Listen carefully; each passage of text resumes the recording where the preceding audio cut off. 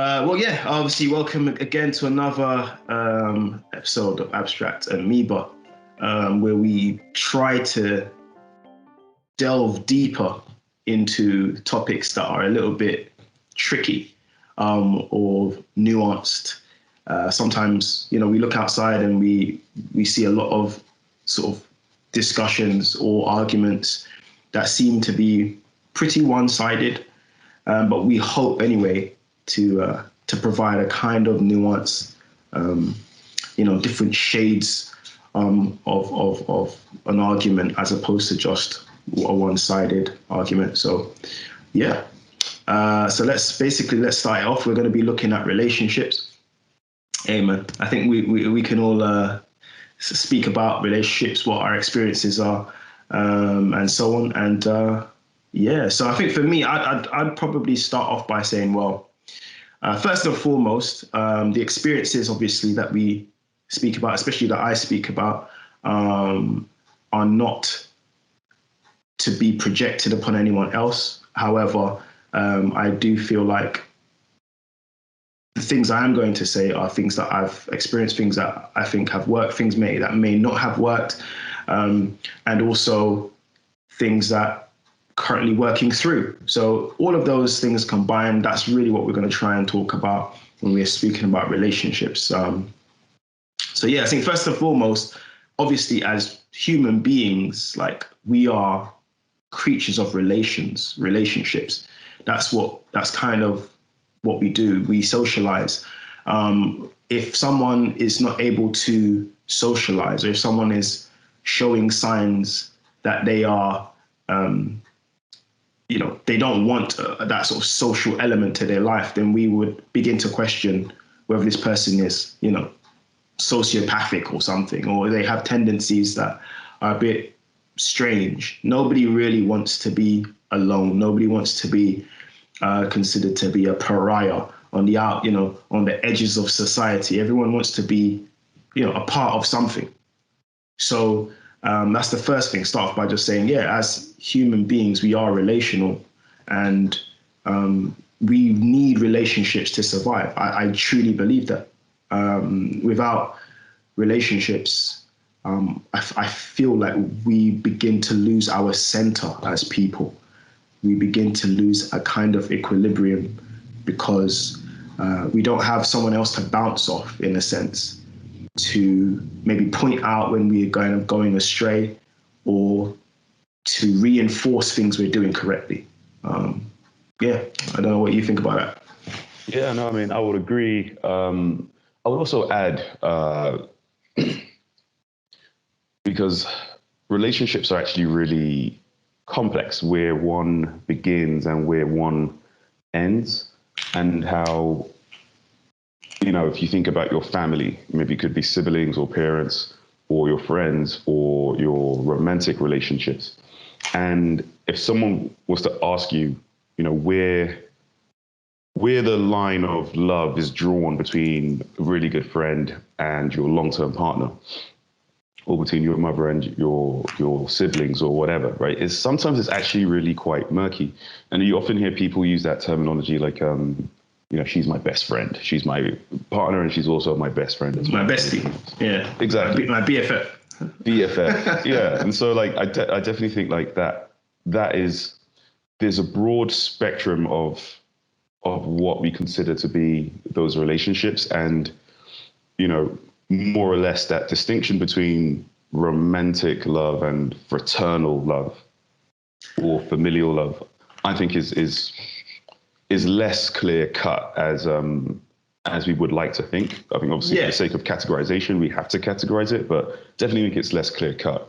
It's like you're saying, without those relationships, I think people, of course, lose their way, because as humans, we're social creatures. We learn from being around each other.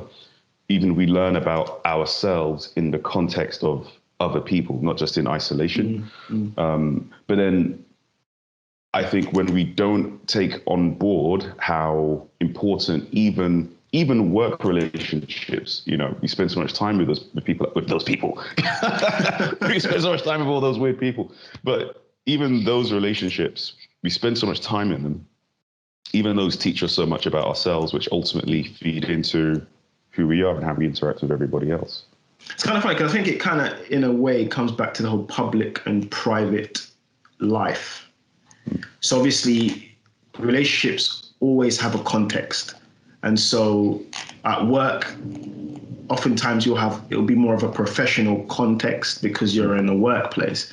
And so obviously you've got professional conduct in the way in which you carry yourself, and how you speak to people, how you respond, how you correspond with people. So of course you've got context. Context, I think, is a good marker or a good line of demarcation because it helps us to discern what the relationship it is that we are currently experiencing and we are not experiencing. So hence why sometimes you get these stories of misconduct at work, because actually the relationship you may have with someone at work may be appropriate in terms of the vast spectrum of what it means to be in a relationship with another human being. But in the context of the workplace, it's inappropriate and could also be seen as misconduct. Obviously we hear what happened in the news with a certain individual, part of the, I think they were part of the Conservative Party, right? Yeah. And former health secretary. no name drops. No name. No. He knows. I'm sure he's listening. He knows who he is. Yeah, but obviously, look, without sort of putting a magnifying glass on that relationship, or placing it behind glass almost as a specimen, we can just use that as an example to say that context matters when we're thinking about and talking about relationships. And so I would go back to when you said it's sometimes hard to discern where to draw the line, or where love begins and where love ends, or where love starts, and it's really difficult. But I think we still need context as a line of demarcation. In the same way, it's important to contextualize the different kinds of love. So obviously, I think storge, if we're looking at the Greek, storge is brotherly love. We've got eros, which is kind of like romantic love. We've got phileo, which I think is either brotherly or friendship. It might be friendship love. And then we've got sacrificial love, which is agape. And all of these definitions of love are ways that we can begin to categorize the different experiences of love and categorize our relationships. So obviously with yourself, Hamza, all those guys, I would say that, it's very much like brotherly love. Even though we are friends, we've known each other for a long time, and there is that line of demarcation. Obviously, if someone oversteps the boundary, you're like, hey, what are you doing, bro? Because obviously that is what defines that relationship. And so, that's, I think definitions and context actually does matter. And that's why, when those lines are blurred in our society, we can actually say, well, that's taboo, because actually you've crossed a line of definition, you've crossed a line of demarcation. So for example, if you cross the line in terms of paternal love that you're talking about, maternal love, hey, that's something that we frown upon as a society because you've crossed the line of definition. Yeah, but that's where it's, let's say, of course, we're crossing into taboo, but in a sense, I think maybe some of those categories are, we can argue that those categories are maybe too restrictive, especially because of the ways in which we are essentially forced to socially interact with people. In working environments, we are like, you're forced into interaction. You spend way more time with the people at work than you do with the people at home. Well, maybe not in this current pandemic era, but typically you'll spend a lot of time with the people you interact with. And So it's understandable when there are those little, let's say, transgressions or deviations from the typical categorization. And I think it can happen to anybody, but it can happen in such a very subtle way. We are never conscious of thinking, yesterday you were my mate, but now you're my brother. There's no conscious tipping point. Yeah. Yeah. And I think it's because intimacy is created in different ways. So I say in terms of relationships, like a lot of the time people focus on the sort of physical intimacy, which, of course, that's a part of relationships. But actually, there is an emotional intimacy, which you build through conversation, which you build through talking, a shared language, shared kind of likes and dislikes. And even if you don't share likes and dislikes, you share experiences. Yeah. Those people that you share experiences with, you will often find that you will build a relationship with. Yeah. So, for example, obviously we went on, for example, like Mount Snowdon. I know you did like the Three Peaks. In that experience, a brotherhood is created because of what you've gone through. That's why you would kind of get unlikely peers or like motley crews of individuals who seemingly seem, very dissimilar, very different. But because they've had a shared experience, they're the closest friends. Yeah. And I think that's what it is. I think actually, to be fair, schooling, being an intervention, when all these different people from different backgrounds are kind of like crammed into this one place, that is a shared experience.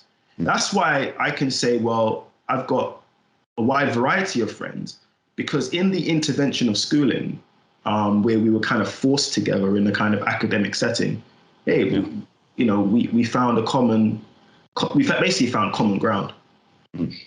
Yeah, no, I agree. Like that common ground, I think, is possibly the reason why you do have so many, because it happens quite often. Okay, so obviously we're not specifically talking about the situation with Matt Hancock, but relationships emerging out of working environments does happen quite often. And it is possibly just down to that, like that you're actually you have more intimate conversations with the person you work with than your partner. And then at some point, as you said, there's a magical period or transition point when, hold on a second, I'm more romantically involved with this work colleague than I am with my partner. And then in terms of the shared experiences, and not to disparage any particular one way of meeting people, but if you meet somebody in a very limited context where the only shared experience you have is the occasion that you met, then maybe it's harder to build out. Obviously, if you do have several things that you find in common or whatever. But then again, they say opposites attract. But do opposites attract? Well, that's what they say. Yeah, I don't know. I mean, I think before we kind of move on to the conversation, I think I do want to go back to something that you said. You sort of said, well, sometimes you don't know where, the relationship develops.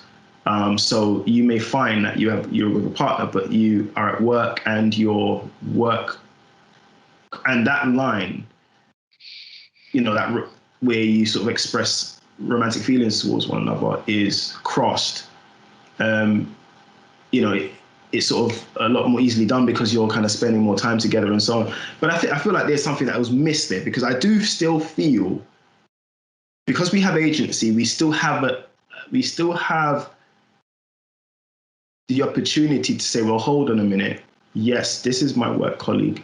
So this is not something I'm going to partake in. So it's not that you just sort of trip. You don't just sort of trip and fall into a romantic relationship. Yeah. You sort of have to. There are certain thought processes that get you there. Yeah, no doubt. But then, and obviously reciprocal, whether it be reciprocal behavior, reciprocal conversations, that gets you there. Yeah. Consent gets you there. So if you are saying yes to all of those steps in between, it's not happenstance. Do you know what I mean? You got there intentionally. Yeah, of course. Like, you get there intentionally, but but it's never, but you know what I mean? It's never okay, well, actually, we stayed together 1 hour after work, therefore that means, it's just not so formulaic. And I wouldn't really class those relationships as, they're more, I won't say taboo as such, because they happen so frequently. But yeah, I guess in a wider context, it's kind of, what's the word I'm looking for? The impacts that it can have on your let's say, traditional relationship, I think is quite telling. So that distancing that might occur with partners where they find that they have less in common, they share less, their conversations are maybe only focused on bills or only focused on things, or maybe one partner can't understand another person's role or their job, or even if there's an inability to properly communicate because of the complexity, or the complexity of the work task, or the complexity of a particular situation. Like we were saying at the start, that social element, that shared experience, if you begin to lose that as a couple, then maybe there's problems on the horizon. Heading towards I agree. I think what you definitely pointed to is the fact that relationships can mutate, and I say mutate, but evolve, kind of transmogrify based upon circumstance, based upon situation, based upon season, based upon time. So there's sort of like temporal forces that act upon a relationship, as well as the kind of environmental forces, if you know what I mean. Yeah.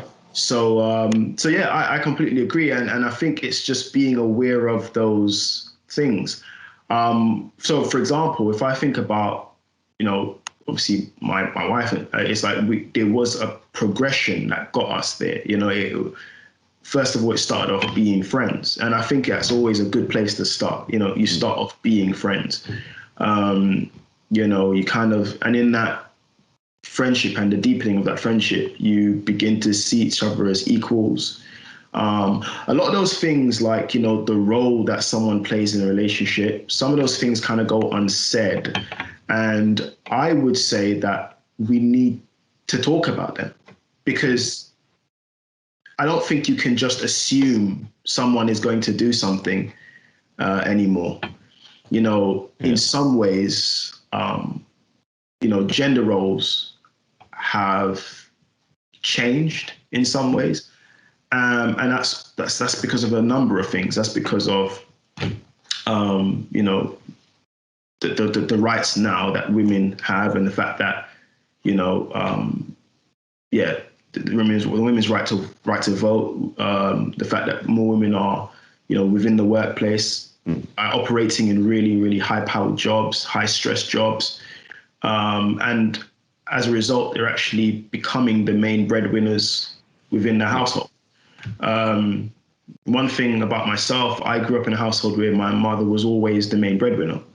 And so obviously my father would have had to circumnavigate his role as a man in that environment.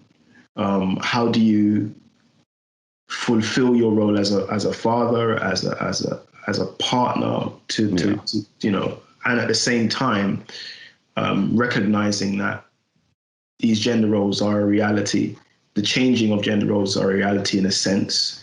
How do you, go about not feeling self-conscious or having a low self-esteem? Or I think these are some of the things that you do have to navigate. And I think, so like I said, I think you talk about the things that normally go unsaid, those things that people kind of, make assumptions about. And I think one of the things we try to do is just put everything on the table, like put our cards on the table.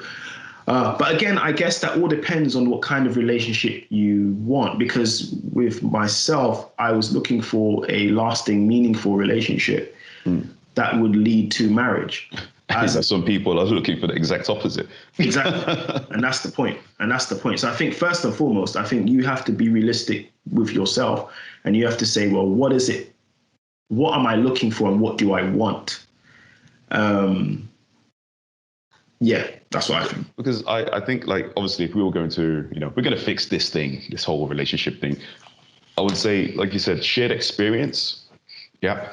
And then this is now a piece of communication, because in so many areas, couples, relation group, whatever, partners, just that is like, when you really talk to friends and like, oh, what's going on? Oh, we're not on a good place right now.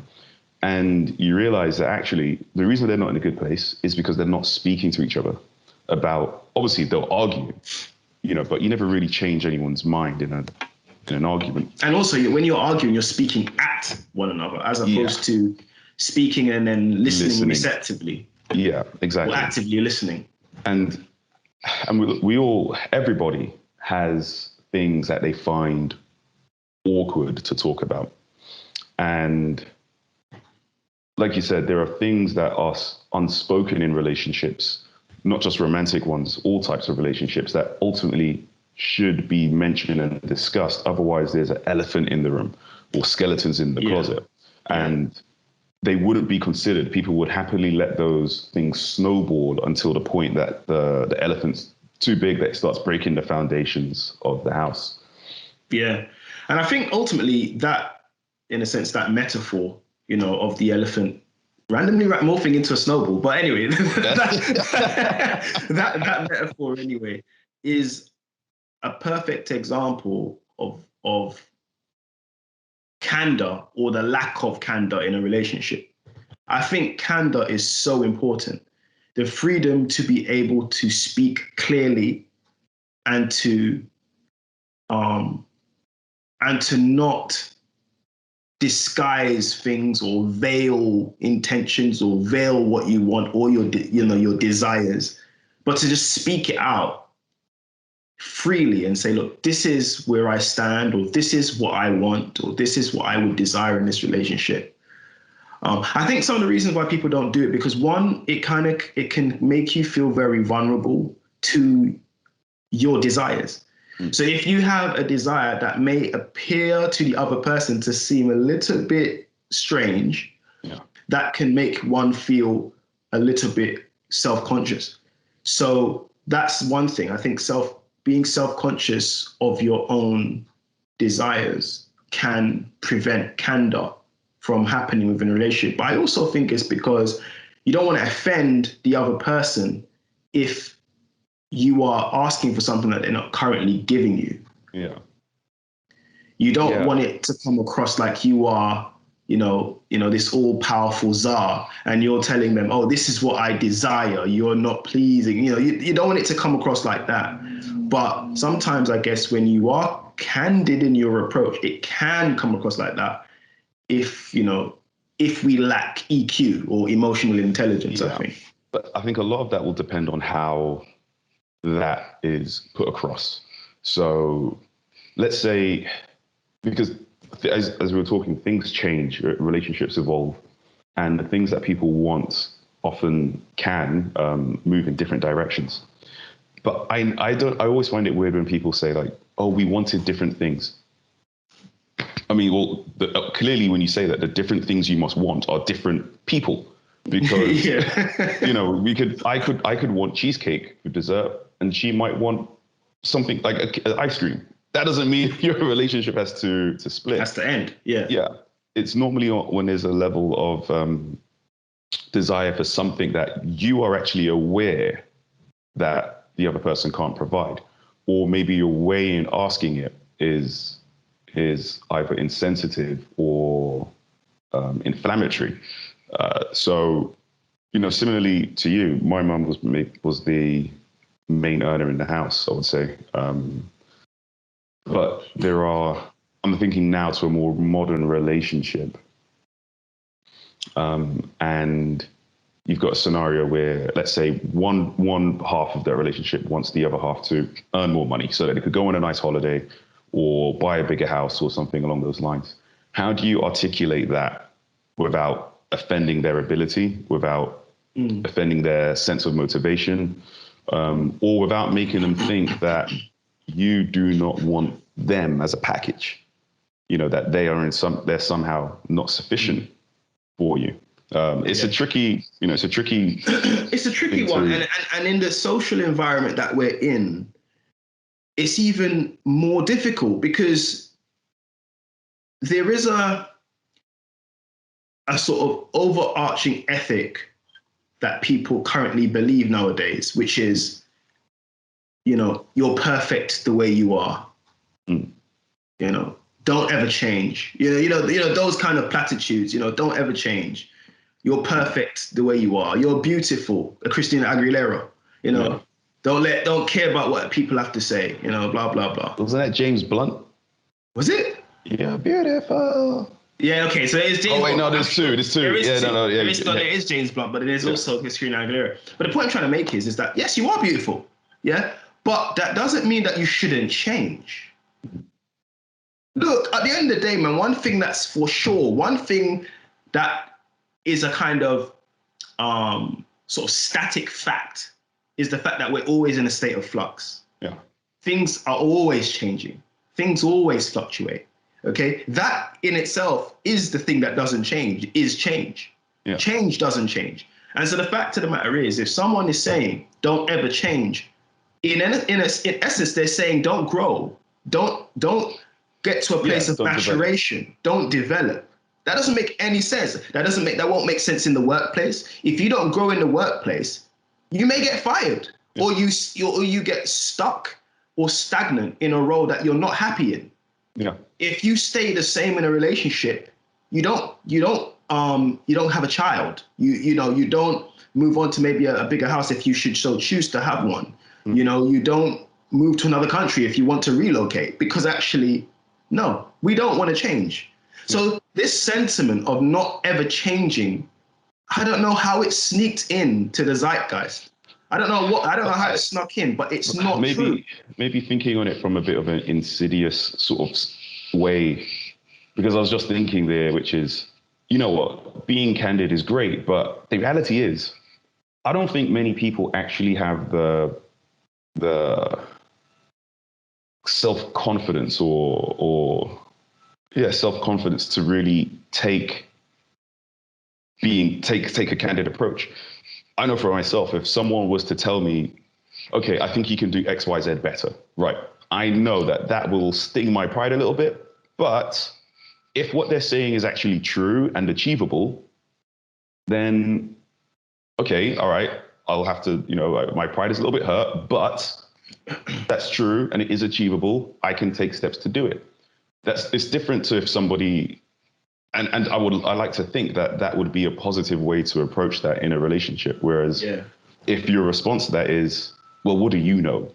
I'm fine exactly the way I am. I mean, I do think that it's better if change comes from within rather than externally. But at the end of the day, if someone is telling you something that is realistic, will have a positive effect on you and is something that fits within your, there'll be no point someone coming to me and saying, you know what, Tunde, I think you need to put on some more fat around your waist because you're too skinny. Yeah, hey, it's not going to happen.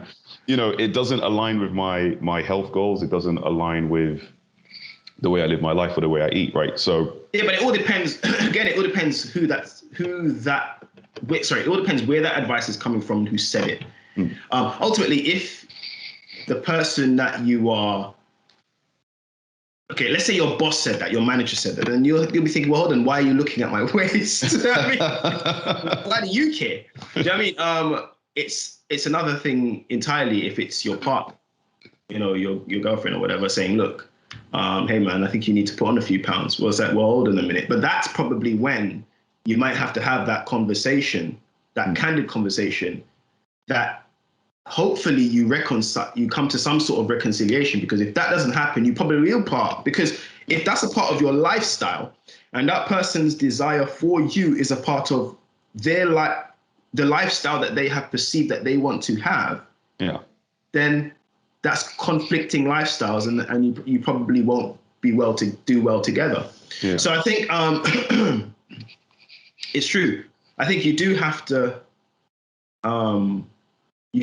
know where you stand and what you want out of life and so on and so forth. But I think I want to go back to this whole thing of, just being, emotionally intelligent. And what I mean by that is, or the, emotional quotient or whatever. And what I mean by that is just being cognizant of the various milestones in a relationship and the various sort of seasons within a relationship, and acting accordingly. I think sometimes what tends to happen is that in some relationships, people are not cognizant of a season changing. And so essentially they're wearing a puffer jacket in the summer. Even though I've seen a lot of guys from the ends. But the point is, it's true. You're either wearing a puffer jacket in the summer, or you're wearing a t-shirt in the winter because you haven't paid attention to the seasons changing. And what I mean by seasons changing is, okay, so for example, let's say you're a bachelor, you're a single guy, you meet someone, you decide, actually, I can see myself with this person. You have a conversation with this person and you didn't decide, you know what, I'm going to pop the question. Okay, you pop the question, you're now not a single man anymore. Okay, because you're a fiance, you're a fiance, and that's your fiance. Yeah. So when you're in that stage, sometimes what's difficult is to sort of throw off the sort of vestigial parts of the previous season. Because sometimes, like, singleness or being single, some of the characteristics of being single sort of hangs around. Yeah. So that's why, because when you're single, you're kind of like, you're sort of self-governing to a certain degree. You decide what you're going to do. And in that state, in that kind of season, that's perfectly normal. Of course, a single person is self-governing. But if you are then in a relationship with a fiance, you now have to think about reciprocity and not just think about yourself. And so sometimes selfishness in the following season can be misinterpreted as just basically the sort of the sort of remnants of the old season. Yeah. It's not even that it's selfishness. Sometimes it could just be that you're trying to unlearn that sense of self-governing. But I get that. I would say that I think that's more tied into certain people's personalities, in the sense that certain people, because I think in order to have that selfishness, to some extent, you're complacent. There's a complacency there about the relationship, and where, basically the complacency is that it will still be there when I go off and do whatever else I'm going to do, right? There's a complacency there and a lack of empathy. So yeah, of course, so there are seasons, it does change, and the milestones, even though subtle, you do need to pay attention to those sort of shifting occasions. And as the relationship develops, you do need to, especially once you're engaged, married, children, it's no longer your individual act that you need to think about. You definitely need to think much deeper about, they say in chess, you got to think 3 moves ahead. So I guess the deeper your relationship, the more you need to think about how your actions will impact your fiance or your children. But then if in an underlying sense, and I don't, when people say things like, he wasn't always like that, or he just suddenly changed. Not when it comes to being a bit selfish and being a bit self-centered. It's normally more that the season of the relationship maybe hid that or concealed parts of those those elements. Or the situation has brought that out of that person. So it's not, because remember, I think to a certain degree we all have selfishness, because I think, and we're all striving to be less selfish, because ultimately, in order to be a human being who is self-preserving, you also need to have a certain element of selfishness to preserve oneself. Yeah, of course. Yeah. So what may happen is that you may go into this new kind of season, yeah, where you are engaged or whatever, and the externalities kind of draw that selfishness out of you, or you're just not ready. You're not quite ready to fully let go of certain things. I'll give you an example. It's because, like, in some sort of tribes and stuff, in certain cultures, you go through rites of passage. Yeah. Over here as well, we have rites of passage as well that we kind of go through. I would argue things like, learning to drive. Yeah, as a rite of passage. Getting married is a rite of passage. I don't know. Your first job is a rite of passage. And so ultimately, what I would say is it's the kind of struggle from going from one state to another. It's that kind of the rite of passage that sometimes, it sometimes can be very difficult for many of us. So one of the things I think can be really difficult as well is that some guys, they go from being single to obviously, loving their mother and obviously their father, and then obviously going into a relationship where they're expected to be a husband and not expected to be a son. But some people expect the wife to be a mother. Yeah. That's not to say that there won't be elements in the relationship where there are motherly roles to play from the wife. Yeah. But it's not how a wife wants to perceive herself. In the same way, so a husband shouldn't necessarily be looking to his wife to mother him.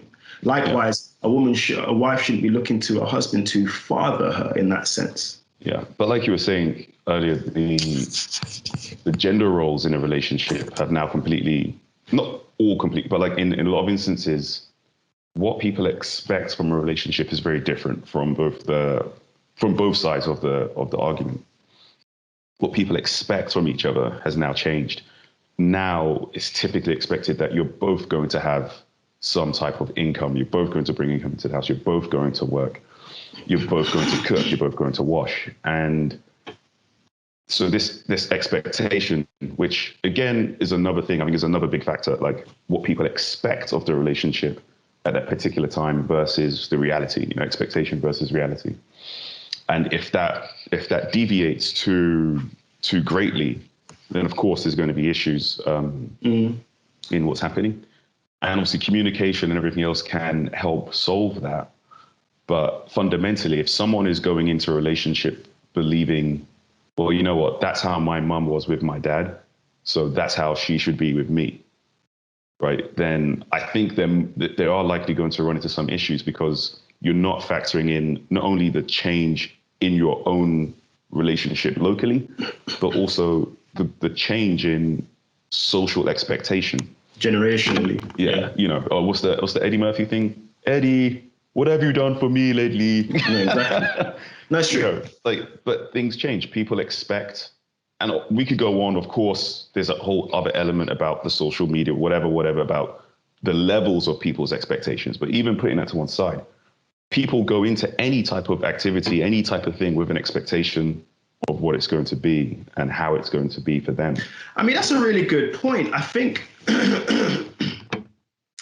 as you were talking about being candid, maybe it's a good idea, and this might sound very robotic, like you're, I don't know, Data from Star Trek or something, but maybe it might be a good idea when going into a relationship to actually ask that question. Like, what are your expectations? But the funny thing is, I also understand that maybe some expectations may not necessarily be able to be verbalized at that time, because some expectations are kind of born out of the situation and the needs that arise in that situation. And so you won't be able to perceive at the beginning of the relationship what you will expect from the relationship 2 months, 3 months, 5 years down the line. Yeah, of course. But you mentioned EQ. That ability to read the room either by what someone says or even sometimes not what they say, but what they do. For me, and I'm sure some people listening to this, so they will know. I do think there's a lot to be placed on action, especially in a relationship where you know that people are going to be less likely to vocalize tricky or things that they feel sensitive about. But you got to look at their actions and what they're actually doing. When people are in those situations where they think, oh, he's going to change. It's like, why? Well, he said so, but what's he actually doing? Yeah, what has he done to show that he's changing? What's he actually done? So you're there sat with that expectation of something, which is, in a sense, you're just kind of dragging along because you want to believe in that outcome, but the reality is diverging, Yeah. And do you know what it is? I think one thing I think is really important, I do want to bring it out now, is your kind of foundational philosophy when it comes to relationships. And everybody has one. We might not verbalize it in that way. I might be intellectualizing it too much, or making it kind of too, high flown and, in the clouds or whatever. But the point is Excuse me, what is your philosophy on relationships? I need to know that before we actually enter exactly. into What is your philosophy? But, ultimately, it's what do you truly believe about a relationship, and what for you constitutes a good one? And I think that's ultimately what I mean by philosophy. So, for example, what you find sometimes is the reason why a lot of people get unstuck, or they get disappointed, or expectations and reality don't seem to kind of meet eye to eye or to line up, is because there isn't that sense of philosophical consent. But okay, in other words, okay, forget There's some that. people looking for that button on their Tinder profiles. Is that philosophical? But in other words, like that the person that you really want to go out with, do they believe what you believe, or do they believe something else? If they believe something else, it might not be wise for you to go out with this person. Yeah. This is a case in point. So, for example, you might find someone. Okay. Let's say there's a girl. She's Christian. She's a Christian of the Christian faith, and she believes in sex when you are married, not before. Now, obviously, we're living in a society where, that idea of that, it's seen as draconian. It's seen as outmoded. All right. But at the end of the day, though, if that's what she believes, you need to hold to that and find someone who shares that belief, find someone where you can have that philosophical consent with. You know what I mean? The reason why is because what happens is a lot of people will naively accept promissory notes verbally. Yeah. Verbal promissory notes, and end up crossing a line they didn't want to cross. End up having sex with that person and then regretting it because actually I wanted to wait for marriage. Yeah. That's when your belief systems on relationships are not aligned. And so because they're not aligned, but now you're already now in the relationship. And obviously, let's say, for example, it gets to the point where, you now have developed deep feelings for that person. You're now deeply involved with someone who doesn't really believe the same thing you believe. Yeah. But what is the difficult knot to untie? I think that's a line from a Shakespeare play. I can't remember what play it is now. Yeah. Anyway, it doesn't matter. It doesn't matter. But the point is, because that's such a tricky knot to untie, right? Someone might end up getting hurt. Yeah, and not just hurt, because it's a tricky knot to untie, and some people will become resistant to even bother untie it, and will just, this is it now. We're together now. But did you really want that? Sorry, I'm going to reductionism, basically philosophical consent, i.e. just being on the same page. Yeah. Are you on the same page? Yes or no? Exactly. But yeah, completely. And it is weird because in the olden times, the structure of society would take care of a lot of these things for us. As in the olden times, you were more likely to meet someone from within your community who you would know either because they're a friend of another friend or because they work in the same factory or the same place as your parents or whatever, or close family relations or whatever. You would more or less know that they either attend a church or attend a certain place, they work in a certain place, they have certain, society almost kind of took care of a few of those things.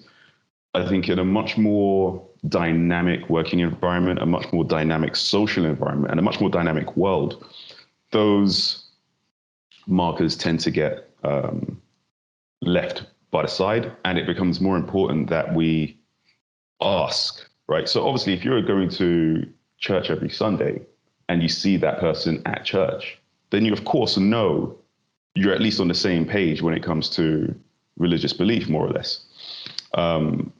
Whereas today, in this day and age, you meet people in so many diverse ways and settings, yet we're not having those foundational conversations as much, or maybe in the ways that we should. Yeah. And then we end up with unresolved issues. And especially if you've got the entrenched beliefs on both sides of things. So, for example, if you've got two people on different sides of the faith spectrum, so they have two different belief systems, and in order for them to become married, there needs to be a sort of reconciliation between one or the other, which can often cause, issues between the two families. Like, for example, if you were to have we're going to be careful to stick, because any example we give is obviously might implicate some people that we know. Well, obviously, we're not talking about anyone that we know in particular, but, it can happen. But those conversations, and it's foreseeable, it's completely foreseeable. And maybe we are over intellectualizing. Maybe it is just a case that people just don't want to jinx their relationship, so they don't talk about these things that will become a problem in 6 months or a year's time. But it's funny because I want to push back on that because what do you mean by jinx? And the reason why I say that is because, well, one, I don't think relationships should be approached with superstition. I don't think we should be, knock on wood, I don't want to, to jinx my relationship, So that's the first thing. No, obviously not. I know what you mean. Obviously, I know it was said more. It was said more kind of like as a sort of way of speaking. Yeah. Turn putting voodoo on your head. Yeah. Yeah, exactly. It's more like a turn of phrase. But I think, I don't know, I do think those things matter. And people, based on what you've just said, in order to not jinx what they perceive to be really good now, they will hide those things that you said are foundational belief systems. Yeah. Now, when you do that at your own peril, because it will come up. Yep. The question is, do you want it to come up after you've been intimate or before? If it comes up before, there are less knots to untie. Yeah. If it comes after, you are involved.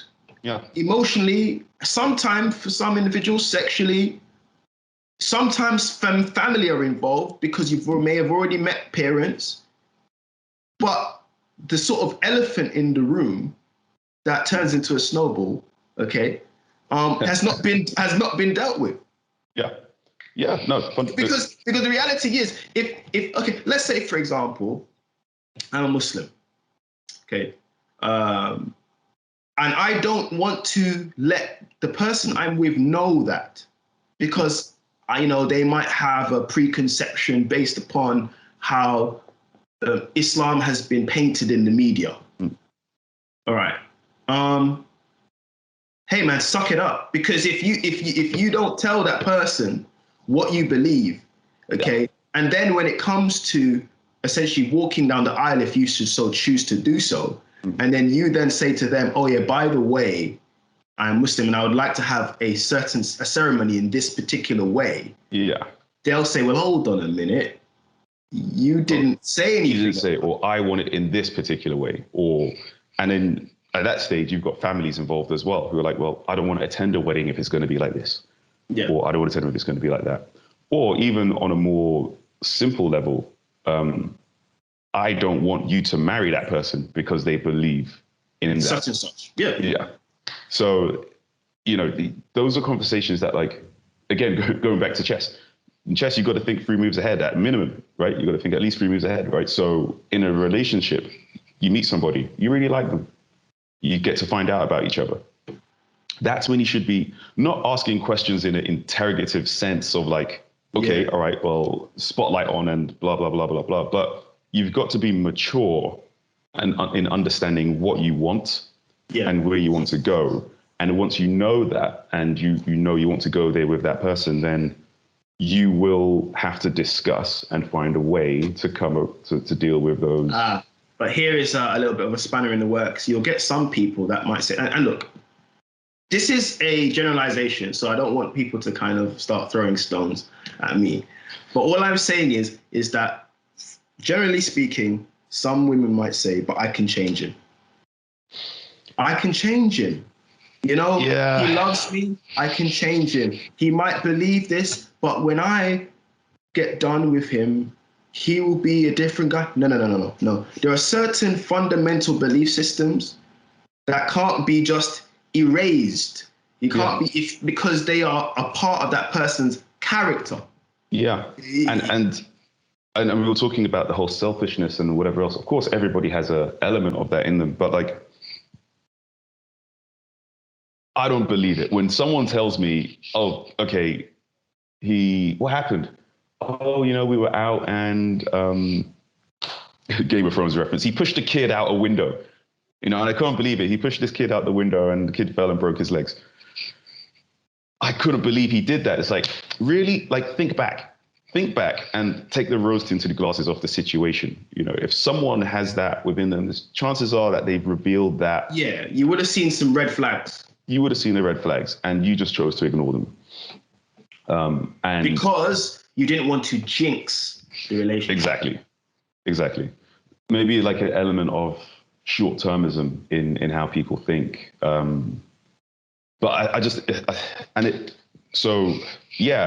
we approached it that way. We have those conversations up front and you try to be as honest and candid with each other. Your relationships will probably be more abruptly ended, if you know what I mean. As in, blah, blah, blah, blah, blah. Okay, well, you know what? I don't think this is going to work. So it stops. Yeah. But I mean, and ideally, that is a good thing because what that means is neither person has got too involved. Yeah. However, we are humans, okay? We are prone to make mistakes. We are prone to have weaknesses, have our own vices and so on. And so sometimes, for the most part, I think some people would probably go down the path of, let me not jinx it. Yeah, but I wouldn't even say that I think part of the issue with that is the path of least resistance. And people tend to dislike conflict and confrontation, especially after you've been intimate with somebody. Yeah.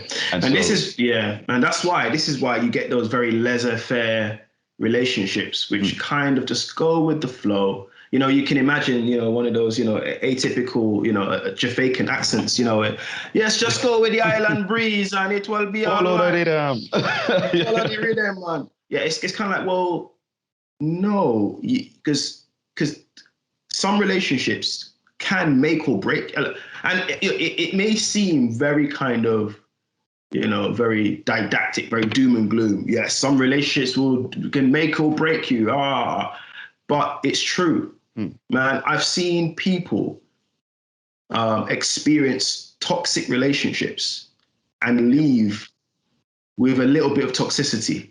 Yeah. Where it colors every other relationship they go through going forward from that point. Yeah. I mean, we've all heard the stereotype of, a guy has been hurt by a girl and so he decides to be a player. Yeah. Yeah. But that's an example of toxicity that has then breeded more toxicity. Yeah. Yeah. the whole hurt people thing. Yeah, no, exactly, completely. And it's, as I said, that inability to confront, if you confront things head on, yeah, okay, people might not like the outcome, but you just prevent that toxicity from developing and festering, because that stuff can be generational. So this guy that's been hurt by some girl in the past becomes the player, dates a girl, hurts her, and maybe they have children together. He then leaves because he doesn't trust women anymore, and he's just out the door. She's then raising a child, telling the child how horrible her dad is, or his dad is, or whatever. And the elephant snowballs, man. Hey man, you know, it's funny because, you know, just thinking about this, I think, you know, definitely there's so many avenues to go down when it comes to, you know, like relationships, and you realize, yeah, man, it's a really big issue, because you know what it is? It's because that is what we experience on a daily basis. Relationships, that's our lives. Yeah, that is what, life, basically. what constitutes our lives. So, you know, relationships are really important. Yeah, man, I guess as a kind of like, I would say a sort of note or a sort of ellipsis, because to be fair, I think this could be continued, but as a kind of ellipsis to this, I would say, well, I'll take away one of the things that we said. I think candor is really important. I'd really encourage, even for myself, I'm not just speaking to people in a sort of,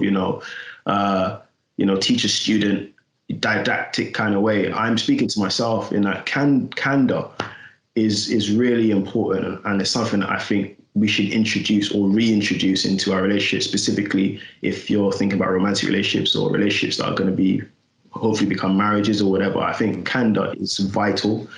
I think expectations, being clear of your expectations in the moment, because you might not be able to foresee what you would expect from that person 2 months, 2 years down the line, but expectations in the moment and what that person expects from you. And I think, and I think that's the two things I'll kind of take away from today's kind of abstract Amoeba, because for me, that's important. Candor, being aware of expectations, both from the person and what the person wants from you. And I think that would, help to create relationships that have less toxicity, more clarity, and obviously just overall being very healthy. Yeah. No, I completely agree with that. I would add, like, shared experiences, like you said, making sure that you continue, because even that plays into those things, you know, as they say, like, even though you might be married to somebody, you still got to date each other, you still have to take each other out. Those are all ways of developing shared experiences, which can bring you closer together. And maintaining that empathy, that emotional intelligence about the situation, being very self-aware of where you are and trying to put yourself in the shoes of the other person, and not just thinking from your own lens. And of course, communication, which kind of backs into all the other stuff we were saying as well. Like, if you're not communicating, whether by action or whether verbally or however you're doing it, if you're not communicating, then there's no way the other person can know what your intentions are. Yeah, and also I think for any relationship, let's ditch this nonsense idea that you're just fine the way you are. All right.